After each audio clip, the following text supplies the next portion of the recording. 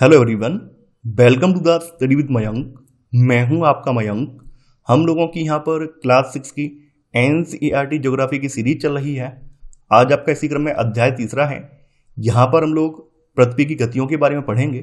तो चलिए स्टार्ट करते हैं आज का वीडियो। देखते हैं हमें क्या क्या डिस्कस करना है यहाँ पर। आज के अध्याय में हम लोग हमारे ग्रहों की जो गतियां हैं उनके बारे में जानेंगे। खास करके पृथ्वी की जो गति हैं उनके बारे में जानेंगे। जैसा कि आप लोगों ने अध्याय 1 में पढ़ा था कि हमारे सौरमंडल के जो 8 ग्रह हैं ये 2 प्रकार की गतियां करते हैं। एक तो ये अपने अक्ष पर घूमते हैं और इसके साथ ही ये सूर्य की परिक्रमा भी लगाते हैं। तो यही गतियां हमारी पृथ्वी भी करती है। पृथ्वी भी हमारे अपने अक्ष पर घूमती है, साथ ही साथ सूर्य की परिक्रमा भी लगाती है। अब आपके मन में एक सवाल आएगा कि ये दोनों जो गतियां हो रही हैं, अपने अक्ष पर घूर्णन और साथ ही सूर्य का परिक्रमण, तो ये हमें महसूस क्यों नहीं होता है?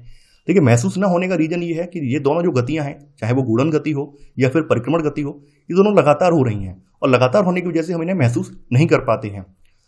मान लेते हैं कि पृथ्वी अपने अक्ष पर घूमना बंद कर दे, पृथ्वी अपने अक्ष पर घूर्णन करना बंद कर दे, तो क्या होगा?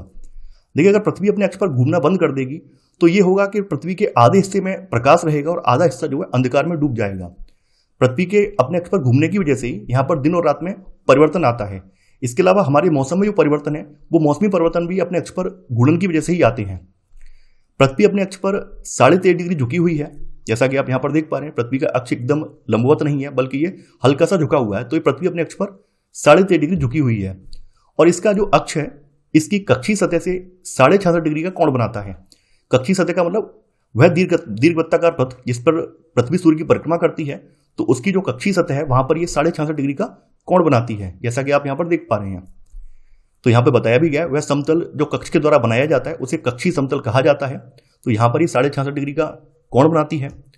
पृथ्वी की आकृति के बारे में या आकार के बारे में हम लोग पहले पढ़ चुके हैं कि पृथ्वी एकदम गोल नहीं है, यह ध्रुवों की तरफ हल्की सी चपटी हुई है और मध्य में हल्की सी उभरी हुई है। इसी वजह से इसको भू आभ कहा जाता है।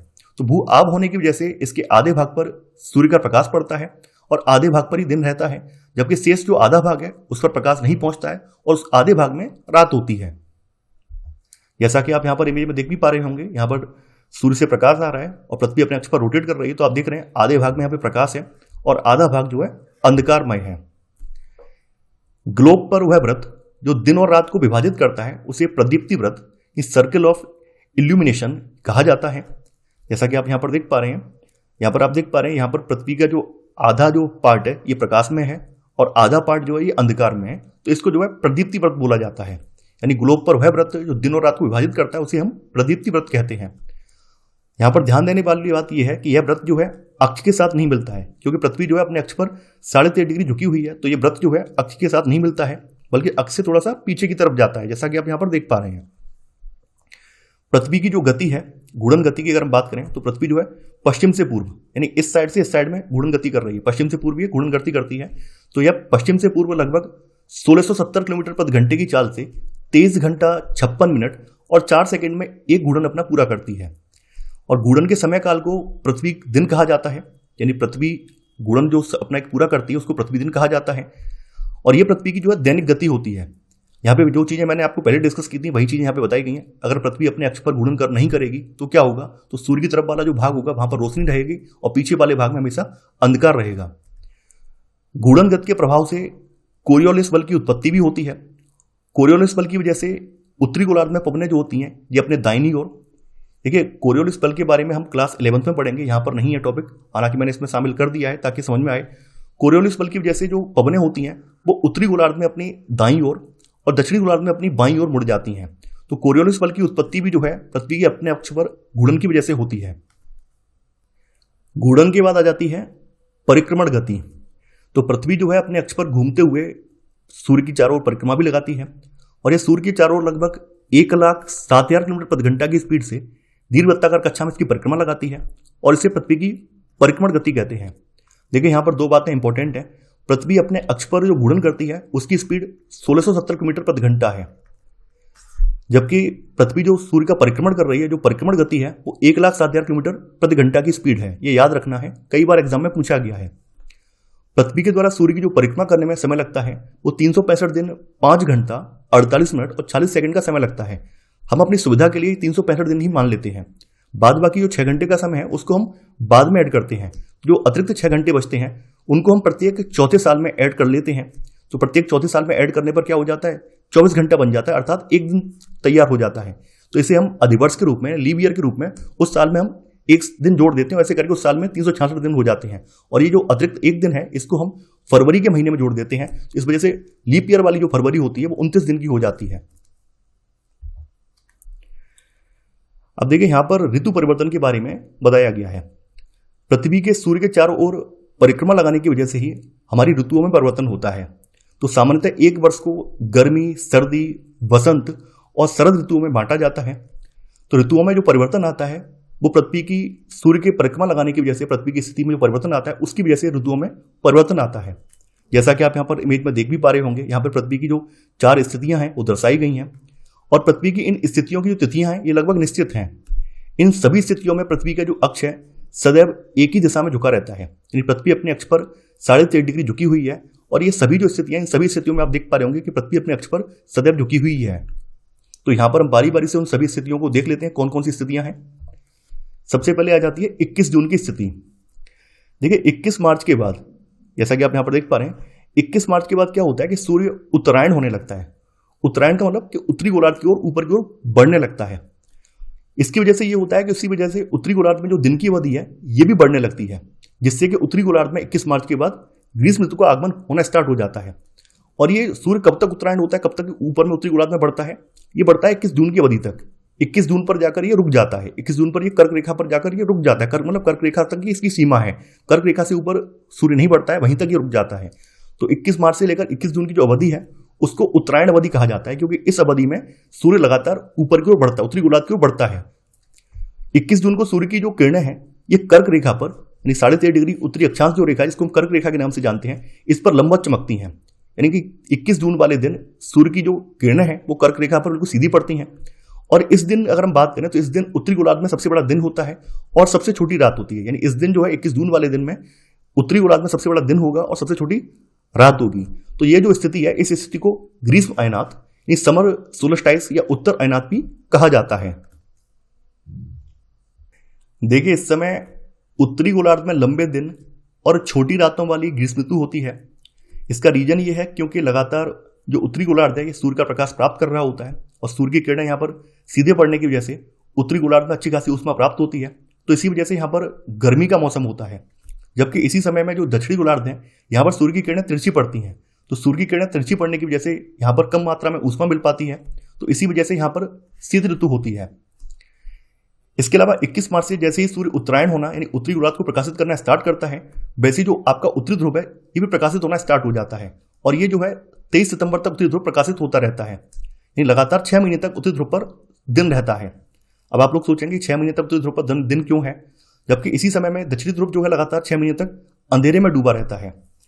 आप लोगों के सामने यहाँ पे मैंने डायग्राम दिया है। इस डायग्राम को आप ढंग से समझेंगे तो चीजें समझ में आएंगी। देखिए यहाँ पर ध्यान दीजिए, यहाँ पर आप देख पा रहे हैं कि ये हमारा पृथ्वी है और पृथ्वी अपने अक्ष पर झुकी हुई है। ये अक्ष है, इस पर झुकी हुई है और अक्ष जो है 13.5 डिग्री अंश झुका हुआ है, जैसा कि आप देख पा रहे हैं, है ना।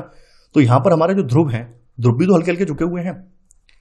अभी यहाँ पे सिचुएशन चल रही है आपकी, जब सूर्य जो है उत्तरायण हो रहा है वो वाली सिचुएशन चल रही है। यानी कि 21 मार्च से जो सिचुएशन है वो यहाँ पर दर्शाई गई है। तो आप देख पा रहे हैं 21 मार्च के बाद जो सूर्य की किरणें हैं ये लगातार उत्तरी ध्रुव पर तो पड़ रही हैं, जबकि दक्षिणी ध्रुव, चूंकि पृथ्वी अपने अक्ष पर झुकी हुई है, इसी वजह से दक्षिणी ध्रुव जो है हल्का सा पीछे चला गया है। प्रदीप्त व्रत जो है उसमें अंधेरे वाली व्रत में ही चला गया है। तो दक्षिणी ध्रुव में लगातार अंधकार बना हुआ है और ये उत्तरी ध्रुव चूंकि सामने पड़ रहा है, सूर्य की किरणों के सामने पड़ रहा है, तो लगातार यहाँ पे सूर्य का प्रकाश भी मिल रहा है। तो लगातार यहाँ पर 6 महीने तक रोशनी रहेगी। देखिए इसके बाद है 22 दिसंबर की स्थिति। 22 दिसंबर की स्थिति को समझने से पहले जो आपका डायग्राम दिया गया उसको समझने का प्रयास करते हैं। देखिए हमने 21 जून की जो स्थिति थी वो हमने जानी थी। हमने पढ़ा अभी कि 21 मार्च से सूर्य जो है उत्तरायण होना स्टार्ट हो जाता है। अब देखिए 21 मार्च को क्या होता है, 21 मार्च को सूर्य की जो किरणें हैं ये विषुवत पर लंबवत पड़ रही होती हैं और जैसे ही पृथ्वी आगे अपना परिक्रमण आगे बढ़ाती है तो वैसे वैसे सूर्य की जो किरणें होती हैं उत्तरी गोलार्ध में ऊपर की ओर बढ़ती जाती हैं। फिर 21 जून वाली एक सिचुएशन आती है। 21 जून को सूर्य की जो किरणें हैं ये कर्क रेखा पर लंबवत चमकती हैं। अब 21 जून के बाद फिर डेट आती है आपकी 23 सितंबर। देखिए 21 जून के बाद क्या होता है कि सूर्य जो है कर्क रेखा से ऊपर नहीं जाता है। कर्क रेखा एक सीमा है, कर्क रेखा से ऊपर सूर्य की किरणें नहीं जाएंगी। कर्क रेखा पर ही लंबवत चमकेंगी और बाद बाकी जो ऊपरी अक्षांश होंगे, कर्क रेखा के ऊपर वाले जो अक्षांश होंगे, वहां पर किरणें जो है तिरछी पड़ती हैं। 21 जून के बाद जैसे ही पृथ्वी आगे बढ़ती है तो वैसे क्या होता है, जो कर्क रेखा पर जब सूर्य लंबवत चमक रहा था वो किरणें अब जो है नीचे की तरफ आती जाती हैं, सूर्य जो नीचे की तरफ आता जाता है। तो 23 सितंबर तक आते आते फिर से सूर्य जो है विषुवत यानी इक्वेटर लाइन पर लंबवत चमकने लगता है।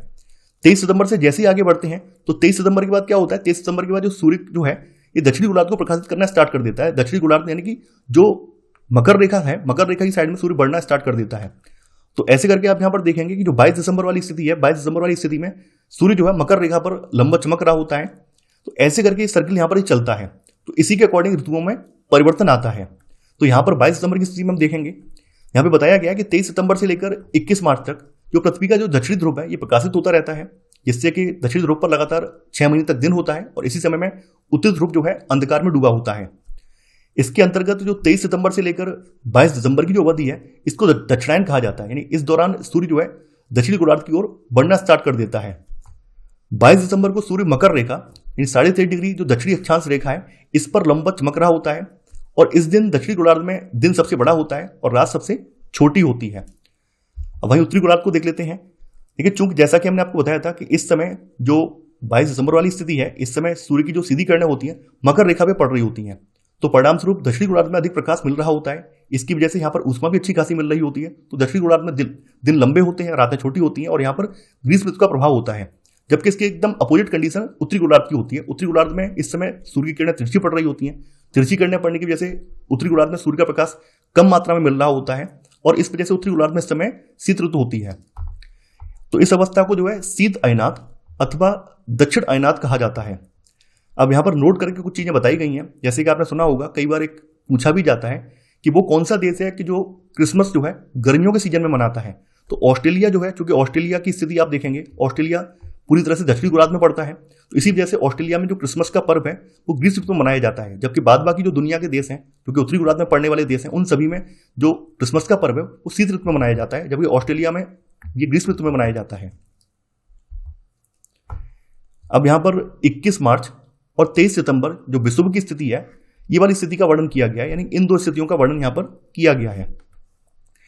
तो जैसा कि हम आपको पहले समझा चुके हैं कि 21 मार्च और 23 सितंबर को जो सूर्य की जो किरणें हैं ये आपके इक्वेटर लाइन पर सीधी चमकती हैं और इस अवस्था में कोई भी ध्रुव सूर्य की ओर झुका हुआ नहीं होता है। यानी यहाँ पर इस अवस्था में क्या होता है, दोनों ध्रुव जो है इक्वल स्थिति में होते हैं, यानी कि पूरी पृथ्वी पर दिन और रात बराबर होते हैं। तो परिणाम स्वरूप इस स्थिति को जो है इक्विनॉक्स कहा जाता है, यानी विषुव कहा जाता है। यानी इस स्थिति पर 21 मार्च और जो 23 सितंबर वाली स्थिति है, इस स्थिति पर पूरे पृथ्वी पर दिन और रात 12-12 घंटे के ही होते हैं, इससे कम और ज्यादा के नहीं होते हैं। 23 सितंबर को अगर बात करें तो 23 सितंबर को उत्तरी गोलार्ध में जो है शरद ऋतु होती है और दक्षिणी गोलार्ध में इस समय बसंत ऋतु होती है। जबकि 21 मार्च की स्थिति की अगर बात करें तो 21 मार्च की स्थिति इसके विपरीत होती है। इस समय उत्तरी गोलार्ध में बसंत ऋतु का आगमन होता है और दक्षिणी गोलार्ध में शरद ऋतु चल रही होती है। तो इसी वजह से 21 मार्च वाली स्थिति को बसंत विषुव यानी स्प्रिंग इक्विनॉक्स और 23 सितंबर वाली जो स्थिति है इसको शरद विषुव यानी ऑटोमन इक्विनॉक्स कहा जाता है। अब देखिए, यहां पर मैंने कुछ अतिरिक्त तथ्य यहां पर ऐड कर दिए हैं, ये आपकी किताब में नहीं बताए गए हैं, हालांकि एग्जाम में पूछे जाते हैं। एक तो उपसौर पूछा जाता है और दूसरा अपसौर पूछा जाता है। देखिए, उपसौर एक ऐसी खगोलीय घटना है जब पृथ्वी जो है सूर्य के अत्यंत पास होती है। यानी इस समय सूर्य और पृथ्वी के बीच की दूरी जो है 147.5 मिलियन किलोमीटर होती है। तो इस घटना को उपसौर कहा जाता है और ऐसी स्थिति जो है सामान्यतः 3 जनवरी को होती है। ये 3 जनवरी को पृथ्वी जो है सूर्य के सबसे नजदीक होती है। इसके बाद आ जाती है अपसौर अवस्था। तो अपसौर वाली घटना में पृथ्वी जो है सूर्य से अत्यधिक दूरी पर होती है। इस समय पृथ्वी जो है सूर्य से लगभग 152.6 मिलियन किलोमीटर की दूरी पर होती है और यह जो घटना है ये सामान्यतः 4 जुलाई को होती है। तो इसे जो है अपसौर कहा जाता है। ये दोनों ही कई बार पूछे गए एग्जाम में, इस वजह से मैंने यहां पर इसको रख दिया है। तो ये था हमारा आज का वीडियो। आई होप आपको आज का वीडियो पसंद आया होगा। आप लोगों से मैं एक गुजारिश करूंगा कि अब आपको कोई नोट्स बनाने की आवश्यकता नहीं है, आप हमारे टेलीग्राम चैनल पर जाकर नोट्स को प्राप्त कर सकते हैं। साथ ही साथ आप लोग इस अध्याय से संबंधित जो अभ्यास प्रश्नों वाला वीडियो है वो भी अवश्य देखा कीजिए, ताकि जो भी चीजें आपने यहाँ पर सीखी हैं उनका आप अभ्यास कर सकें। तो आज के लिए बस इतना ही। Thanks for watching. जय हिंद।